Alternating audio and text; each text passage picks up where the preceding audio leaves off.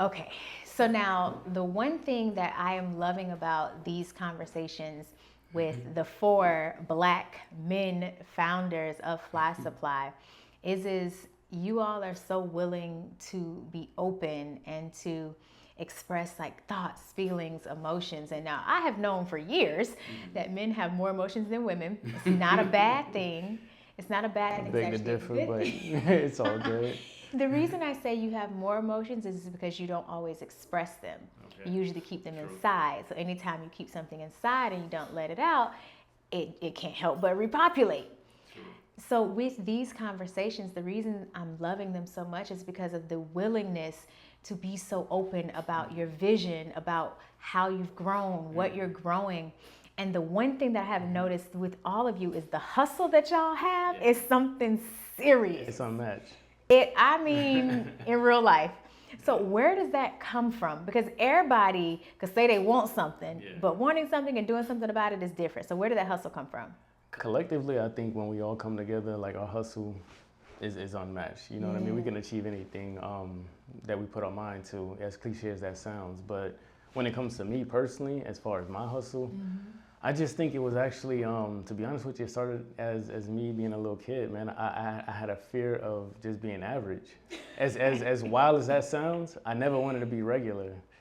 Like, I always, not to boast or brag or anything like that, but I just always wanted to be remembered for something. So, I always kept this thing in the back of my mind. If I was to like, you know, knock on wood, like if I was to die today, like, or any day, you know what I mean? Not that I think about this all day, every day, but I always think about like, how do you want to be remembered?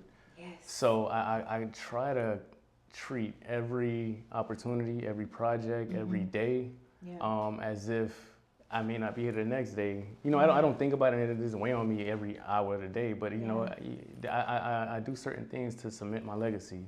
And I actively, and I'm very intentional about that. So I think that's where indirectly where my hustle comes from. Yeah, no, and there's really nothing wrong with that because I have had that similar thought my entire life. If I died today, can I be proud of what I did? If I'm not going to be proud of it, then I need to make some changes and adjustments because the only thing that we can't get back is time. Absolutely. And if you are not confident in the fact that, yo, this is who I am, this is what I'm doing, and it is okay to not want to be average. It's nothing wrong with that. And people will try to make you feel bad about it too. And they'll mistake that confidence for arrogance when, no, I just am sure of who I am. So when people do, because people can't help it sometimes, people do tend to mistake the confidence that you have for arrogance. What is that pushback for you in your mind? You know what? I try to not to let other people dim my light. You know what I mean? Because sometimes there's this cliche saying, it says, your biggest supporter is a stranger and your biggest hater is somebody close to you. I've personally experienced that. You know what I mean? Where, you know, you'll do something and it's commendable. You know what I mean? Sometimes we're afraid to give ourselves a pat on the back because it might sound as braggadocious. Oh, no, you actually taught me or gave me some advice one time. And you're like, stop saying being humble. You know what I mean? And that actually stuck with me because that was something that was taught to us to keep us at bay. No, be humble, be happy for what you're getting. But no, you know what?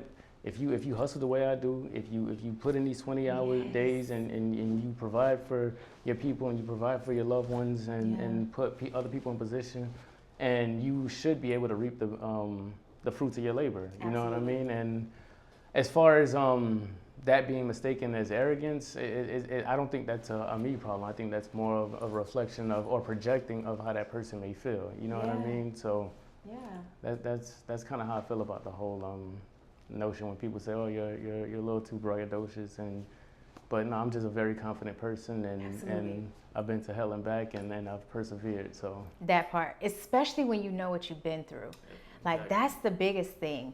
It's okay to celebrate yourself, and you should, because when you do have to go through hell and back, especially when you're building a business and growing, that having to separate in your mind what you're going through personally with what you have to produce and show up as professionally, how do you handle that?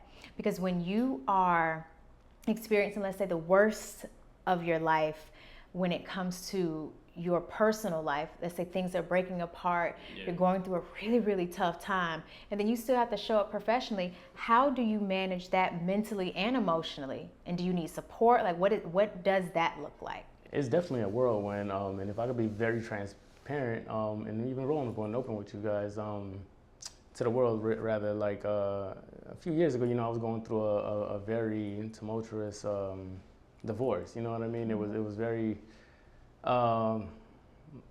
drawn out, unnecessary bitterness and things of that nature. My son got caught in the middle of it, but thank God everything kind of honestly worked in my favor, because when you move straight forward with an honest heart, that you don't have to rehearse the truth. The truth is the truth. Yes. You know what I mean? So it is what it is. I don't have to break that down. But I was actually going through a lot at that time, and then the pandemic hit, and that actually prolonged the entire divorce process. Like, I was trying to get divorced longer than I was married. You know what I mean? And that's 3-4 lawyers later, and retainers after retainers. So, and I still had to show up for my team. And then, they kind of knew what I was going through, but for me at that time, I just kind of suppressed it, and I buried myself in work. And that wasn't probably the best method, but at that time, that was probably the best thing that I could do, because I had to show up for my team. You know what I mean? Yeah. We made a commitment. We were in the middle of a transition. We acquired another warehouse, the adjacent warehouse next to ours. We were growing, and I couldn't let what I was personally going through affect our business growth. So I had to honestly just suck it up, get with the program, deal with what I was dealing with, and then move forward. A few years later, I rekindled my relationship with my wife now, your partner in crime. Yes, my partner. Probably the best thing that ever happened to me, you know what I mean? Because, she sees the best in me. She cheers for me when I'm down. She cheers for me when I'm up. Yeah. And honestly, you having the right partner plays a very important role. You know what I mean? Whether it's business or even, but in me, for me personally, in my personal life, in my relationship, an emotional state, like she really brought the best out of me. And if you look at the situation from where I was at and where I'm at now, it's just night and day. Yeah, I always say the most important life decision you will ever make is who you decide to make your partner. Whomever you choose, understand they will either expand your vision or they will burn up and light up your life with fire. Yeah, and I didn't know that until I got into it. You know what I mean? It's like, this is what I've been hearing, and it feels good to be here. Listen, it's a game-changing type of energy once you have a partner who really fuels you in the best ways. But also, too, when it comes to partnership, parenthood, showing up as a son, showing up, as the business partner that's needed, and also as you, the man, showing up for yourself, that's a lot of pressure, and those are a lot of hats that you have to wear. Yeah. I mean, if I can touch base on that, I'm like if I could be very honest right now, I'm literally on an hour and a half of sleep right now. Yeah. And that's only because right before the shoot, our interview, we're in the middle of a midnight drop, surprise drop with Fly Supply. We're in the middle of holiday season. We're in the middle of a transition, you know what I mean? You have a brand new baby. Brand new baby at home, and with a toddler who's kicking our ass, who runs the house, you know what I mean? And my son, who I had to drop off to school, pick him up, get ready for this, you know what I mean? So as far as my work life balance, I'm still trying to get that nipped in the bud, but I don't think that's ever gonna happen. You know what I mean? Life is always gonna be life, and so with me, I'm actually practicing the method that Danny taught me and my wife taught me, and it was like she said, try the glass ball method. Like, let's just say you have a bunch of glass balls in your hand, and they all represent something very important. Some are more important than others. Don't try to pile up all of glass balls in your arms. You know what I mean? Some of them you just gotta let go, and the ones that are more important, that require your most attention, like family. Your spouse, and your well-being, whether it's financial, the roof over your head, you have to pay attention to those, and everything else you can circle back and grab. Absolutely, because those ones that aren't as important, usually those are plastics. True. So it's okay if you drop the plastic balls because they won't break. Exactly. They may get a little dent in them a little bit, but that's okay. We could just push it out, we'll be okay. Shatterproof. Exactly. But those glass balls, those are the ones you have to protect with your life, because if the glass ball shatters, it's a wrap. You putting it back together is not really possible. True. So I love that that's something too. And see what that is? Partnership. Having a partner who helps you identify and realize that. But now, for you, one of the things that I have always thought was incredibly interesting is how, with four really strong, strong men, personalities, how have you guys and how do you guys resolve conflict? Because conflict is a thing. In any partnership, you will have conflict. Always, yeah. It is a thing. Yeah. And like I said, because so many of you, actually every single one of you, all your parents are still together or have been together for years at this point, or were together until death did them part. Would you say that's kind of where you learned how to manage a partnership? I would say, without even knowing, most certainly, you know what I mean? I'm a product of a two-parent household. However, I don't even know my biological father. Never met him. And I think the name that they told me is not even true. You know what I mean? So that's a whole nother story. But my mom was a single mom for a little bit. You know what I mean? I saw her. I remember just going to the grocery store with her, just me and my mom. But I was always surrounded by love. You know what I mean? I had a strong support group. I had a great community with my aunts, uncles, cousins. And then she met my stepdad when I was in the first or second grade. And he was basically my father figure. And yet, to this day, just an amazing man. Yeah. And he showed me how to provide. And I take pride in providing for my family and being the head of my household. I mean, there's this thing where they say if you lead properly, a woman will submit. Absolutely. Naturally, you know what I mean? And not to be submissive and be up under you, but she would wholeheartedly give everything to you, you know what I mean? And there's nothing wrong with submission. At some point, we all are submitting to something. True. There's nothing wrong with it, and I wish people would come back from the negative stereotype of what it means to be submissive and understand that at any given moment, we're all submissive to something. You are sometimes submissive to the will of your partners because the group has decided that this is what's best for the company and that's where we're going. You're submissive to your wife because, hey, I want to make sure that as a family we're going in these ways, just like she's submissive to you. And many times because, your toddler is running the whole house.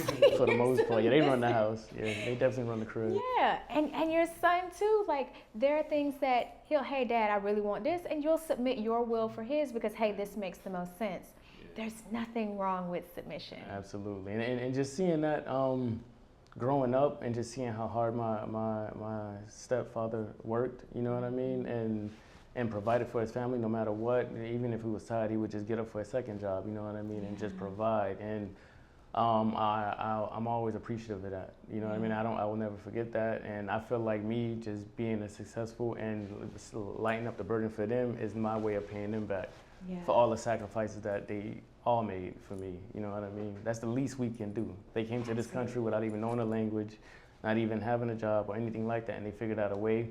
Bought a home in one of the most beautiful places in South Florida, Miami Shores, and you know what I mean, I saw a different world, you know what I mean. But prior to my stepdad coming into my life, we were living at Sable Palm in Little Haiti, and we transitioned over to Miami Shores, and I saw a different world, and that's where my hunger for more kind of grew as well. I saw a different world, and I was like, you know what, there's more to this world, and different school environments and different teachers, and I think that's where I got that real hustle mentality. Yeah, so then would you say one of the things for folks who are trying to figure it out, who are not there yet, who may be in dire situations, because I know when you were going through your divorce, you had told Danny and I a while ago that you had to go back and sleep on the couch. Yeah, man, it was a crazy situation. She ended up trying to sell our marital home behind my back, and I had to do emergency motion to stop the sale of the house. It just got ugly. Yeah. You know what I mean? Sometimes hurt people, but you know what I mean? I'm not gonna sit here and act like I was an angel as well. So when you're going through something, the emotions are high, people are making irrational decisions. So I had to regroup. I had to pack my 6 trash bags, move back in with my childhood room, reestablish myself, got off the gram, deleted social media, just zeroed in and focused on work. And just getting myself all the way back together, getting back in the gym, and in 6 months I got it all back and then some. You know what I mean? So that's a testament to if you block out the noise and you just run your own race. Yeah. You know what I mean? And just focus on the task at hand, and don't worry about all the stuff that you see on social media. It's a facade anyway. You know what I mean? It's a big highlight reel. At the end of the day, don't use social media, don't let it use you. Yeah. So I got rid of it. I focused on what was in front of me, and I just honed in on it. And you know what I mean? If you dedicate 6 months of just straight laser focus, it can make a world of a difference. It sounds like it. That, because I was going to ask you, like, what were the steps? And you literally just laid them out. Deleted what the distraction would be. You weren't throwing a pity party for yourself either. I never felt sorry. I don't even have regrets. Everything I went through was supposed to happen because I appreciate what I have now. You know what I mean? So I was, you know, sometimes you want to stick it out because you want to have a 2-parent household as well for my son. But sometimes staying in something is actually more detrimental. So I just had to like pick the lesser of two evils, and I just decided to go with my gut, and your intuition never lies to you. So if I got it before, I'll get it right back. You know what I mean? There's one thing, you can't take what's in between my ears. So I was able to get it right back and just focus and put myself first. I was unapologetically selfish to myself, you know what I mean? You know, I stopped pouring into everybody else because my glass was empty. At that point, I just kind of pumped the brakes and just realigned myself and just focused on what was more important. Listen, it sounds like, because you were saying that your parents came over not knowing the language, were willing to build from the ground up, which is exactly what you guys have done with Fly Supply. You didn't start with a Rolodex of people knowing how to do all the things. You literally started from the ground up. So when you think of like the vision for the future, where do you see Fly Supply being? Like if you had to earmark 10 years, this is what we're celebrating. What are you celebrating? We just literally celebrated a little over 10 plus years. So in the next 10 years, I definitely want us to be a household name. I see us as a legacy brand. I don't want to, you know what I mean, be because a lot of the people that we came in the game with at our very first trade show in Georgia, like some of these brands are not even around anymore, whether it was a pandemic or not being consistent. You know, and as a brand, we have our up and down years. You know what I mean? This year, in fact, if I could be straightforward, because I think transparency is always the best medicine anyway. It wasn't our most profitable year. However, I want to say it was actually our most maybe growth. You know what I mean? I think as a brand, we experienced our biggest growth spurt. You know what I mean? Because we were doing events with politicians. We did a collaboration with St. Thomas University. We've done collaborations with Lamar Jackson. You know what I mean? We've done a lot of things in the past few years. And as far as and sometimes you don't have to always chase that bag. The bag is gonna come. Just keep planting those seeds, and eventually it's gonna sprout into what you want it to be. So in the next 10 years, I see us being a household name, having our official flagship store. Sooner than that, you know what I mean? And just scaling. We're in the middle of scaling our business right now. We had to break some things down, and going into 2024, we just realigned everything. Got a new fulfillment center, a new operations, got our systems under control. Because if you don't know the numbers, then you really don't know what you're making. That part. You know what I mean? We realigned and got to the root of the business and fixed the foundation of it. And you said something too that a lot of people don't understand. When people say, oh, I want to grow, that means you want to become a beginner again. You want to break down things, dissect it, figure out what's working, what's not working, how do we shift, how do we adjust, and growth hurts. You have, at this point, you have gone through teeth growing for 2 children, you're going to have to go through a third. Growing teeth hurts. It is the teething process. It is grueling for all parties involved, not just the baby, but also the parents who are affected by the babies who are crying because they're in pain because those teeth are breaking through the gums. Growth hurts. You can't be afraid of it either. I actually embrace it because I feel like I work better under pressure, even though that's not the best method. But you know, sometimes if you foresee yourself in a certain you know what I mean, in a different position later on in life, you really have to like embrace the current struggle, or whatever. And I'm just throwing that word struggle out, but just in the journey, trust the process. You really just have to trust the process to get to where you really want to get to. And this time around, I think what we're doing is just focusing more on our vision. Because when we came in the game, we were just young, hungry, and just wanted to just win and sell some shirts. started off in the trunk of the car, and then eventually just started selling worldwide. You know what I mean? And now we're partnering up with a huge fulfillment center down the street from here.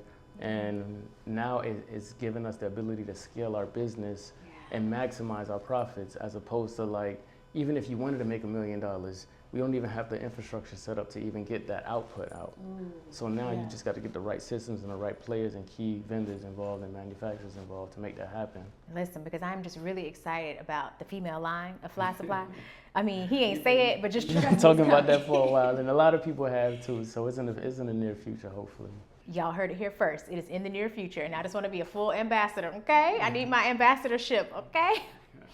But you've spoken a lot about, like I said, the vision and the growth and growing through the process and being willing to learn and listen and communicate and not be afraid of the work that it's going to require.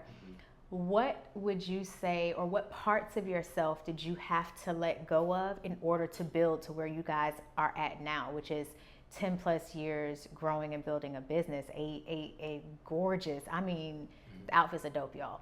Just the designs, the intentionality, the campaigns, all of it is done so incredibly well. What did you have to let go of to get to this point? For me personally, some of the things that I had to let go in order to get to where we are now and even get to where I foresee ourselves, probably more of my stubbornness. Naturally, you're a Sag, it's okay. It's I'm a little stubborn, you know what I mean? Because it's that Sag in me, I guess, where, you know, sometimes I see it and I'm so locked in on my vision. But when you're working in a group setting and with partners who also share the same passion for something that we all built together, you got to give each other grace. You got to let. I've become a better listener, you know what I mean, as opposed to just listening to respond. So I take it in, and then I dissect it, and then we all come together collectively and try our best to agree on things, you know what I mean? Because you know it's four guys with 4 different personalities, and we all got our own little egos, you know what I mean? Everybody has a little ego. Yeah, and that's just because we're hungry and we're passionate about our brand that we built together.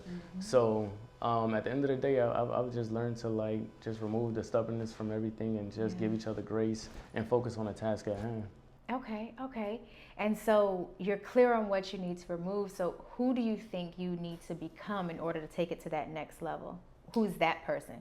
Reggie 3.0. I think the person that I need to turn into or become in order to take it to another level is probably just delegating the work more. People embrace that word hustler, but I'm tired of hustling. But it's and there's nothing wrong with being a hustler. You know what I mean? It's a dope word. We turned that word into something that's you know what I mean? That's embraced by our community. But I'm in a phase of my life right now in this new chapter where I want to work a lot smarter than harder. You know what I mean? So now I'm in a position where I am actually putting other people in position to where I've taken the task and for myself to delegate a lot of my workload. Well, instead of just handling all the social media accounts or whatever it is, now we have a social media manager. Now we have a new fulfillment center that's handling all the customer service work. The staff that we currently have on hand now, I'm teaching them a lot of the things that I was doing on a day-to-day so I can free up my schedule and just focus on scaling the business. You know what I mean? And just honing in and overseeing as opposed to doing the work, being in the work. Now I can oversee the work, and that's the only way I think you will be able to get to another level. This has been powerful. When I tell you, this is what I mean by I told y'all men have more emotions than us, because y'all keep so much in that once you finally let it out, the wisdom, the grace, the willingness to share. It's all experience too. We didn't go to school for this. We learned on the fly. No pun intended. We literally learned this as we were doing it. Yeah, but there's been so much, I'm pretty sure, with the learning and that willingness to learn. You didn't come in with any preconceived notions, so you didn't have this is the way it has to get done, and if it's not done this way, because that too can be a detractor of growth, because you're so hard fastened and know this is how it has to be. Absolutely. I mean, we experienced that with if I could bring this up, our former partner, you know what I mean? He came from a structured background where, he played for a professional team, and all they knew was every down or every set or every, counted on his livelihood. But in this environment, when you're in a creative environment, you gotta go with the flow a little bit. Yeah. I mean, in order to be creative, you can't be so structured out the gate because we don't even know what the structure is. You're building it. You're literally building it. So, Yeah. you know, and that's probably why it didn't really work out. But going into the next chapter of our lives, all my guys collectively, we just have to focus on what the vision is, stick to it, get rid of the outside noise, and just stick to that plan. And before we, you know what I mean, get distracted by everything else around us. Absolutely, absolutely. Listen, thank you so much. Well, thank you. Thank you. No, this was good. This was fun. This was awesome. Therapeutic. Yes. Okay. Yes, therapy. I might want to get me a little license, y'all. All right.